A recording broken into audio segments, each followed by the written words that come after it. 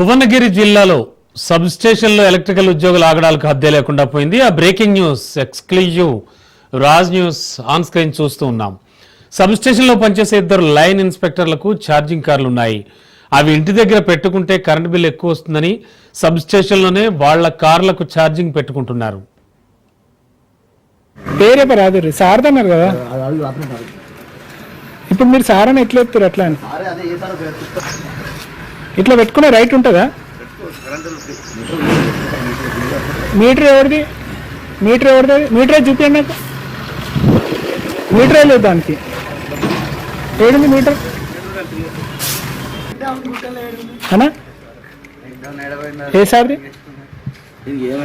ఏ sir? విషయం తెలుసుకున్న స్థానికులు ఏఈని అడగ్గా ఆయన ఇచ్చిన సమాధానానికి కంగుతిన్నారు. ఫోన్లో ఛార్జింగ్ పెట్టుకుంటే కారుకు పెట్టుకోవచ్చని సమాధానం ఇచ్చారు.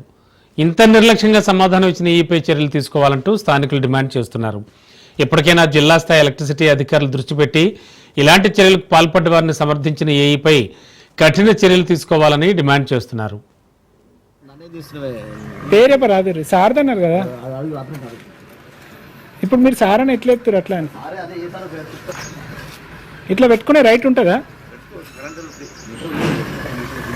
మీటర్ ఎవరిది?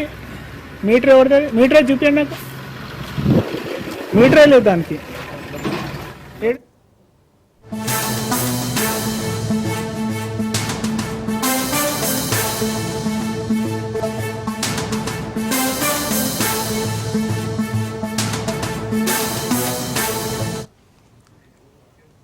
మరో బ్రేకింగ్. మంచిర్యాల జిల్లాలో పోస్టర్లు కలకలం రేపాయి. మావోయిస్టులకు వ్యతిరేకంగా ఈ పోస్టర్లు వెలిశాయి.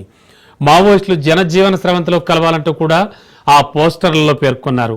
బెల్లంపల్లి ప్రభుత్వాసుపత్రితో పాటు నెన్నెల, కోటపల్లి మండలాల్లో మావోయిస్ట్ ఆత్మ పరిరక్షణ ప్రజా ఫ్రంట్ పేరుతో ఈ పోస్టర్స్ వెలిశాయి.